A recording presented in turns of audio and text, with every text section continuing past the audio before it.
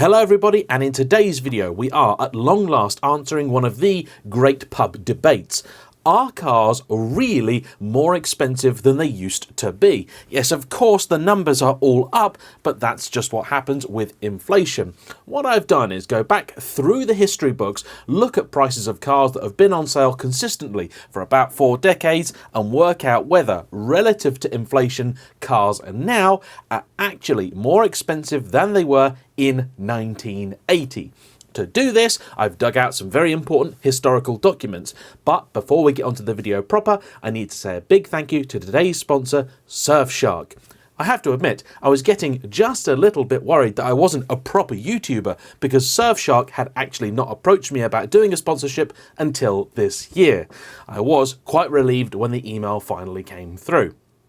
As it happens, I've been a Surfshark customer for over a year, so when they did approach me, I was actually very happy to do something with them. I'm sure most of you are familiar with Surfshark, but for those who aren't, it's a VPN. It's a secure digital tunnel that allows you to mimic your virtual location from anywhere in the world. In other words, it's a way of appearing to be somewhere that you aren't, and there are multiple uses for this.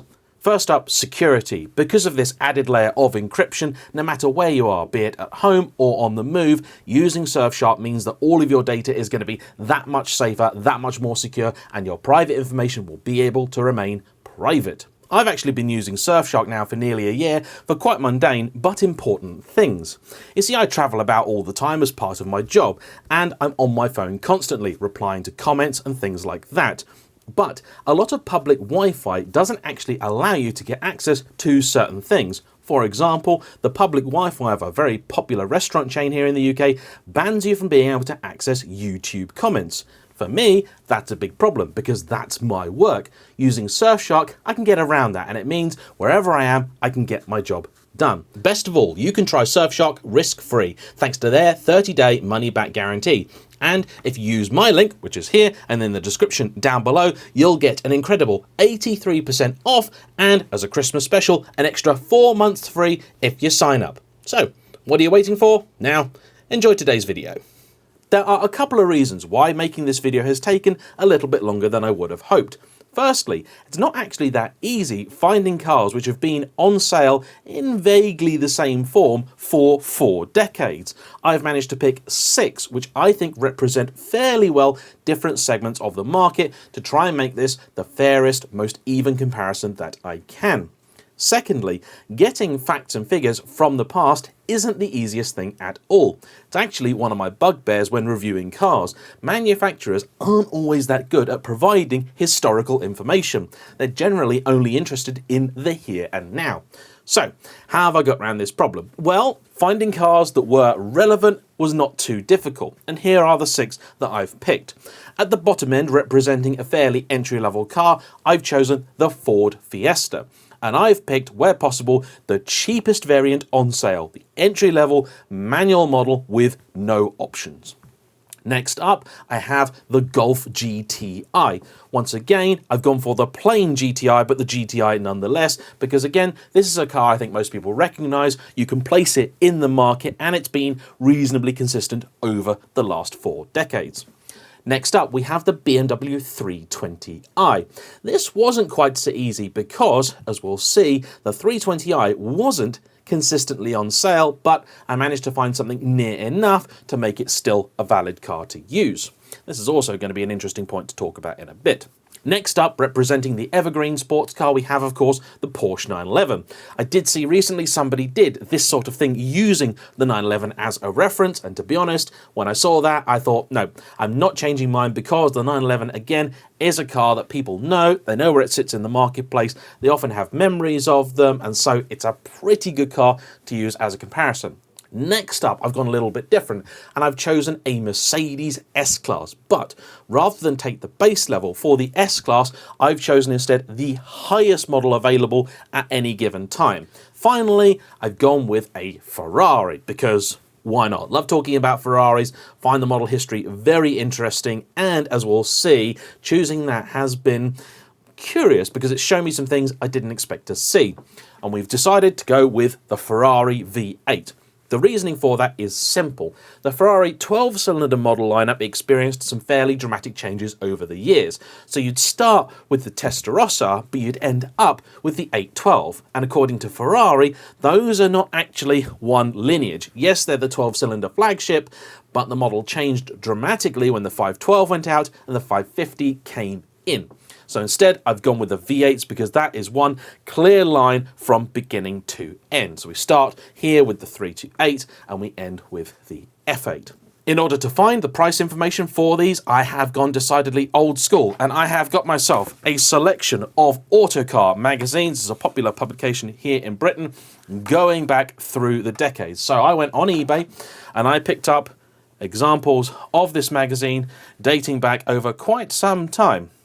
So we have here 2020, we have here 2010, 2000, 1990, and then, yes, unsurprisingly, the one with the lady not wearing much is from 1980. I actually did buy a load of other magazines as well for fun. I love going through old car magazines. So now, as a bit of fun, I'm going to actually talk you through what's in some of the magazines, what was the headline stuff they were talking about, and then we'll get onto the car prices. If you just want to know the key bit, then skip to this bit, okay? But otherwise, let's have a look at some of these old mags, shall we? And we'll start at the beginning, then we'll go back up to date before we go back again. So yes, there we go. It's a brown Lotus with a scantily clad lady on it. Do you get any more old school than that? Up front, we've got an advert for the Metro. Now, just for reference, I was born in 1989, so this is more or less a decade before I was even a bad idea. I love the adverts. In fact, if anything, I love the adverts just as much as the actual written word in here.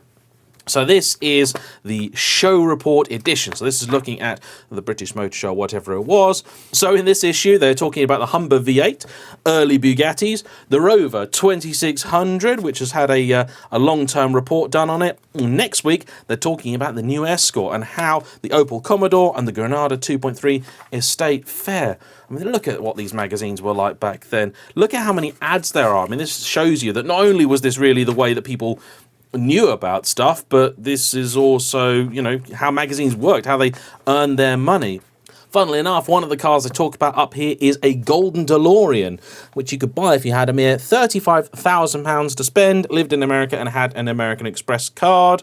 I've actually seen one of these cars. I don't know how many they actually really made. I doubt that many, but that's at the National Automotive Museum in Reno in Nevada. That's quite cool. Oh, yeah, the more scantily clad ladies. I'm sorry, it was the 80s. I am not responsible for the content of this magazine, nor am I going to censor it, because that would be wrong. Look at this, all sorts of cool stuff. Oh, someone had some ideas to put some controls in the middle of a steering wheel. Not so sure about that. What else have you got here? Special offer. You can get a vacuum cleaner for £15.65, a hot drink maker for £5.55, a 4-way torch. I didn't know torches had that many ways. Oh, look at this. Now, this I love. The first major development in car instrumentation for 50 years, and brought to you by Lucas, of all people. So I'm sure these are still out there today, working well and without fault. And on the next page, if that wasn't enough, you've also got a siren made by Lucas as well for when somebody tries to break into your car and steal your new trip computer. Yeah, there's an Elite with another scantily clad lady on it. And this is what I love about old car magazines. Look at all this sort of stuff. Look at all this information. There's all this data testing and everything. Numbers, real, proper, analytical stuff. Breaking these cars down into their component things. And you start to find interesting things out. For example, look at this, BMW 323i, which back then would have been, you know, quite a nice car. If you had a BMW in 1980, you were doing good. £7,925. That's, I don't know how much money that really is, but what I can tell you is that a Lotus Elite was twice as much. And in fact, a Ferrari Dino GT4, I mean, horrible car, sure, that was barely any more money. In fact, the Elite was a lot more money than a 924 Turbo and quite a bit more money than a Reliant Scimitar GTE. Could you imagine now, could you really conceive now of a car magazine regularly giving you information on cars, including not just where the engine is, how big it is and everything, but the bore and the stroke, the horsepower at RPM, I think you could just about get that, but the ratios of each of the individual gears, the final drive ratio, how many mile an hour it'll do in top gear per 1,000 RPM. That's really handy. And all your different tyre sizes. This is incredible. This stuff is invaluable to have, and it shows you that really car ownership was a very different thing back then. Or more accurately, I think that car magazines were for car geeks and everybody else stayed away. It was an overtly masculine thing. I think we can all agree. Haha, look at that. I don't even know what that is, but it looks quite cool. Is that a Golf? I don't know. I really don't know. Yes, it is a Golf. The bit about these magazines I think drives most people nuts is the used car section at the back, which I find absolutely fascinating. First off, you get to see adverts from a lot of dealers and see those who are still about and those who are not. So we've got Len Street Lotus here, Roger Clark, I think they might still be in business, and I have seen a few times adverts for Bell and Colville as well. But you'll find all sorts of stuff here. We've got an RX-7, that'll be a real old RX-7 as well. Mattress for sale, Jaguar XJs, all sorts going on there. See, the problem is, a lot of these times, Duncan Hamilton Limited. That's Archie's dad's place. So we've got the E-Type here. So an E-Type 4.2, an H-Reg is £4,950. Of course, actually it was quite a lot of money back then. But the bit that I actually bought these magazines for, of course, was the database. So this is the section that Autocar had pretty consistently up until now, as it happens. And this has been absolutely invaluable because without it, couldn't have made this video. So in here, you can see all of the prices of all of the cars, more or less, on sale in Britain at the time, and that's followed by the performance data section. So let's give you some ideas of the cars that we're actually looking at. So let's begin with the Ford Fiesta, and that was the little Fiesta L with the 957cc engine, a mere £3,160. The BMW, as we're on the page already, it's a 320, so it's not badged as a 320i, but that £6,790 with manual gearbox. Just for a bit of a laugh, let's have a look, see how that compares to, say, an Audi. So an 80 is just over £5,000. And then down here, we've got some Ferraris, so we're also talking about those. And in here, it's the 308. It's still the car that's on sale. So that's £20,100 for a 308 GTB, or another 900 quid if you want the GTS. And a 512 BB was £35,100. So that should give you some context for that American Express DeLorean. That's the same money as a Ferrari 512 BB, not BBI. Note.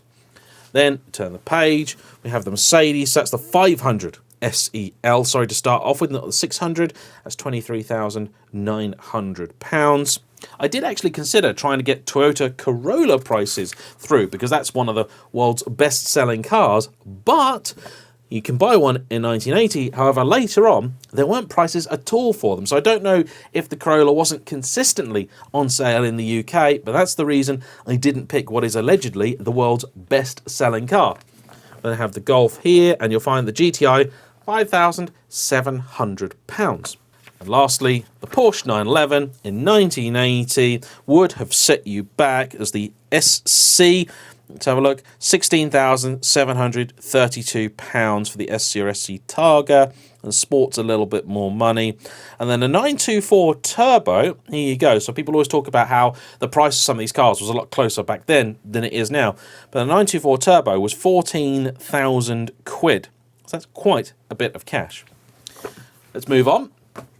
Step into the 90s, shall we? More accurately, 1990. And again, it's a motor show issue. I tried to buy the motor show issues because I quite like them, because they're always a bit of a look forwards, which I quite enjoy. So in this issue, up front, we have an advertisement from Lotus. Blimmin' heck, Lotus actually spending money on marketing, and they must have money to burn because they've got computers. Ooh. So, today, the all-new BMW 3 Series, VW Polo GTI, Sport Review talking about Senna, Sainz, again the new 3 Series, some long-term test cars, and the all-important How Much section on page 68. So by then you can already tell that the magazine has changed in its look and its feel quite dramatically. So this is all black and white, more or less, apart from the ladies. The ladies apparently get colour, nobody else does, but this then is all in colour. Oh, look at that. The cool Tom Walkinshaw XJR 15. Those are really, really seriously cool. Would love to drive one of those one day, but somehow I doubt that it will happen. Oh, Shauna Lacey. What a name. I love those names from Formula One that you kind of remember as a kid. Mansell and the Ferrari. I think it could be the 641 that he's driving there. Martin Donnelly. So they're talking about his accident. You may remember that. I believe that was at Jerez. So if you've seen the Senna film, you remember the scene, that sort of horrifying vision of him just kind of sat on the track and the car has gone. That was poor old Mr. Donnelly. That's a bit of a sport update there. And this, to me, that's my era of Formula One. That's really, really cool. And if you're interested in Senna, Prost, that whole late 80s, early 90s era of Formula One, I've got an amazing, amazing video, bit of a scoop coming for you soon. A lot of letters as well. The new Rover 216. Oh, thank you. Hidden behind the Rover, we have the awards, the best and worst of 1990. Let's go through those quickly, shall we? Why not? Best overall car, Honda NSX. Fairly new car back then as well. Best fast hatch, Peugeot 309 GTI. Not tried one of those yet, but I do know somebody that's got one. Best small car, Rover Metro 1.1. Best family car, Rover 416. Best middleweight, Peugeot 405. Best off-roader, Land Rover Disco V8i 5-door. Best diesel, Vauxhall Nova 1.5. Wow. Best estate, Toyota Previa. Yeah, can concur with that. The original Previa is brilliant. Best coupe is a 944 S2, which again would have been fairly new by then. We'll talk about that in a moment. Then the best executive saloon, 525i. Best fast saloon, the M5, which would be the old E34 with the 6-cylinder in it. Best luxury saloon, the Lexus LS400. That really was a landmark car, and if you want to know a bit more about those, particularly ropey ones, you can talk to my friend Jack from number 27. The best modified car is a Sierra Cozzi, no surprises there. And then best supercar is the NSX. For some reason this page is in black and white, who knows why. Sports car MX-5, most improved is the Metro, and the most surprising, the Saab 9000S. The most fun is the Caterham 7. And then the most disappointing, the Ford Escort 1.4, and best forgotten, the Lada Samara. And then the Ferrari you'll see, unfortunately, this is one of these things where it gets a little bit complicated because this is sort of a crossover year for different brands. And you'll see down here, the 328 is no longer listed as on sale. So this is the first hint of what's going to be going on here. Now, if you recall, that 308 was £20,000 100, okay? And this 348 is 69,499. So it's gone up 50,000 quid. It's more than tripled in the space of a decade. But the problem is, there's a whole model in the middle there. So we're at 308, we've missed the 328, and we're now at the 348, which would have itself been a fairly new thing at the time, to be replaced by the 355 in 1994. We actually skipped the 355 entirely, because by the time we get to 2000, it's no longer on sale, having been replaced with the 360. What I did find interesting, and I'll show you the reason that I actually suddenly remembered I wanted to do this video, which is that I was doing some research for my 944, the Turbo S. So I bought a 1988 issue of Autocar in the hope that I could find the actual price of a Turbo S. Because you'll see on this page under 944, we have an entry only for the Turbo, which is £39,893. Now, I believe a Turbo S was about 10% more. So that's £44,000. And as you'll see, that would then place it actually well into 911 prices. In fact, a Club Sport 911 is 37,000 quid. It's less than the 944 Turbo. The base 944, by the way, being 25,990. So you could actually, for the price of your 944 Turbo S, you could have had a Coupe Sport or a Cabrio or anything really. And then just to give you some idea of comparison, a Lotus Turbo Esprit HC is 30 grand. So it's actually 10 grand less than the 944. These were really, really expensive cars. In fact, look over here at the BMW page and you'll see a 735iL is 39,750. So a 944 Turbo was the same as a 7 Series. That's a lot of cash, but that's just an aside.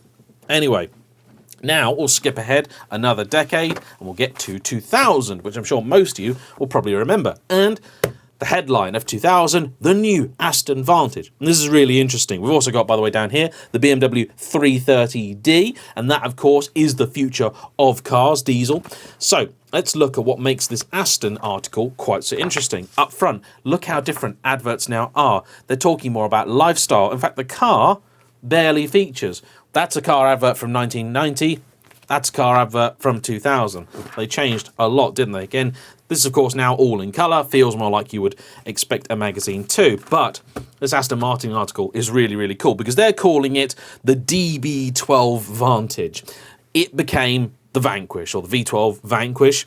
And they talk about it and how it's got lots of aluminium and carbon fibre and all sorts of stuff. It was called Project Vantage. The DB7 already existed by then, but this was an all-new car. Really, really very important for Aston Martin. I find it interesting, they talk about a lot of stuff. So they say it's going to cost about 170 grand, which I think it did. Might be badged to DB12, which of course it wasn't. It's a version of their 1998 Project Vantage concept, and their target weight is 1,400 kilos, which they missed by quite a bit. So yeah, that didn't see. You got photos of the test mule and everything, and you can kind of recognise the Vanquish there, can't you? So all cool pictures of the under tray, different bits of aero and all sorts of stuff. Very, very nice. And this car is built using the same sort of architecture that underpins the Elise, then later the Evora and stuff like that. Here's a hint of something that probably became the M250. Even a mention down here of Barry Sheen. Blimey, that takes me back. And as you can see, very, very different style of magazine. But let's just see as we go through. All of those lovely, super technical pieces have gone. My life, doesn't that still look quite good, the E46? Really, really cool car. Oh no, the PT Cruiser. I still actually haven't driven one. And Jordan, Formula One. Oh, how fantastic. And next week, the best hot hatch in Britain. Lovely. In Formula One, David Coulthard is doing quite well with a second win at Silverstone. In fact, I was at Silverstone. I think it was in 1999 when Schumacher had his nasty accident. I basically saw that happen. Went there with my father. It was only the second time I've ever been to a Formula One race. The first time was at Silverstone a few years earlier when Johnny Herbert won. Iconic livery that, isn't it? The old McLaren West cars. And here at the back, you'll find an advert for my favourite guys, Bell and Colville, advertising the new Lotus 340R. And back then, Esprit price is still pretty strong. In fact, Esprits have finally risen in value of late, which they should have done a long time ago. But finally, people have realised quite how good they are. And although by 2000, most people had had an AOL CD shoved through their postbox, you still had the new car prices in the back of the magazine, which is very handy for us history buffs who come and find it 20 years later. It is in 2000 when I have a little bit of an issue with my BMW pricing because you will see that the 320 is no longer actually on sale. So what I've done is I've taken the price for the 323 instead, because I believe that was the official replacement, still having a 6-cylinder engine where the 318i had a 4-cylinder. So I think that's the fairest thing to do. The 320 then did come back later on. Now moving on to cars I really do remember. We've got a preview of the next Lamborghini, which became the Aventador. Still very heavily wrapped up in camera here. Then up top, the ill-fated Lancia Stratos rebuild, which actually, as its basis, uses a 430 Scuderia, which they hack the wheelbase out of and then do some really, really wild stuff with. But I do recall that car then got nixed because Ferrari, I believe, said, no, you're not doing that to our lovely, lovely cars. I think a few years later, they then came back and said, oh, no, actually, we fixed it. We have a plan. But, yeah, very, very cool looking thing, isn't it? And if I had stupid amounts of money, I would love to have a go at that. But as it is, I think for now, I'm going to leave my 430 well alone. Thank you very much. You can even see in here where they've kind of cut it apart and then welded it back together. So very, very interesting. Predicted to cost nearly £500,000, and of course, it should be a little bit quicker than a 911 GT3 RS, but for £500,000, you'd ruddy hope so, wouldn't you? And then finally, we have the most recent incarnation of the magazine. I got this from December 2020. I didn't buy it at the time. I don't really tend to buy car magazines these days. And it's all the news stories and things that you would be familiar with. Luckily, you still have the price section, but for this, I actually have used 2021's prices. I bought this as part of my original research, but decided instead to just use the prices of cars on sale now where I could. Some I have used 2020 prices if the model's just been replaced, because I found out something rather interesting while I was doing all of this. I'm now going to show you the prices that I got. Unsurprisingly, the values have gone up. So the Fiesta started at just over £3,000, ended at just over 16. The Golf started just under 6, finished at just over 34. The BMW started just under 7, ended at 37. The Mercedes went from 23 or just about 24 grand up to 113. The Porsche went from 16 to 87, and the Ferrari increased in price tenfold, from £20,100 in 1980 for a 308 to £203,000 for an F8 today. But I've tried to do what I can to make this a little bit scientific. It hasn't been the easiest for several reasons. As already mentioned, the models weren't always precisely consistent over time. Secondly, a lot of things that were once optional have now become standard. Even things like, for example, an automatic gearbox weren't always standard on these cars. Ceramic brakes when you're talking about things like the Ferrari, so on and so forth. So there are lots of pieces in them that individually would have cost a lot more you then got for standard. On the other side of things, though, in the early days, options lists weren't really much of a thing. Now, in terms of, say, your Ford, they're still not. But for everything else, a Golf, BMW, Merc, 911 and a Ferrari, you can add quite a bit to the price of the car. In fact, in the case of the Ferrari, it's very easy to increase the price of your car by 50% just by venturing boldly into that options list. If you try and plot all of these things together, you'll get a graph that looks a bit like this, which isn't particularly helpful, because what I want to know is, are these cars in the real world more expensive now than they ever have been? So how do we work that out? Well, what I decided to do was to use an inflation calculator provided by the Bank of England. I am well aware, by the way, that inflation is a little bit of a tricky subject, and certain items go up or down in price at a different rate to inflation. For example, houses are now proportionately a hell of a lot more expensive than they used to be. But all I'm trying to ascertain today is whether cars are more expensive now relative to what they were back then. So here's the formula that I took. I set in 1980 the value of £1,000, which in 1980 was £1,000. I've then used the inflation calculator to work out what £1,000 in 1980 was worth in each of my decades. So in 1990, £1,000 in 1980 was actually 1886. Then in 2000, it's £2,500. 2010, 3344, and in 2021, it's 4385. In other words, £1,000 in 1980 is roughly the same in the real world as just under £4,500 now. What I then did was took the prices of these cars and divided it by this £1,000 figure over the years. So let's just make this more simple. So Ford Fiesta 1980 cost £3,160. Divide that by 1,000. That gives you 3.16. That's fairly easy maths. Then 2021, a Ford Fiesta base level costs £16,645. I got that number from the Ford website. If you divide that by 4,385, that gives you 3.79, well, just about 3.8. So in other words, it's only a little bit more expensive than the Fiesta of 1980 relative to inflation. Look at the Golf GTI. That started at 5.7 because it's £5,700, then goes up to 7.8. The BMW 320i started at 6.8 and ends at 8.5. But the actual peak of that car came in 2000 because I picked the 323i. So that's a little bit of an anomaly. The Mercedes S-Class didn't actually change as much as I thought it was going to. That started at 23.9 for the original 500 SEL and ends at 25.9 for your modern, full-fat, long wheelbase car, which has just, I think, been replaced now. But bear in mind, that's not the Maybach version, so you could spend a lot more on one of these if you wanted to.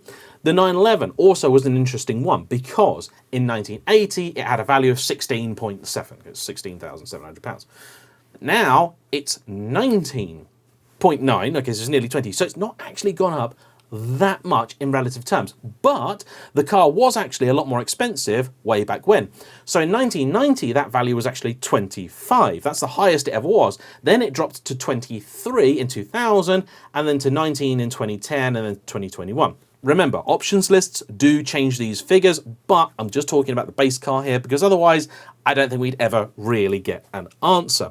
This is also corroborated by what I know from people that bought cars in period. I remember my father telling me that he bought a 996 with a fairly good amount of options on it. It was a C4 with a few bits on. And then later he bought a 997 when they were brand new.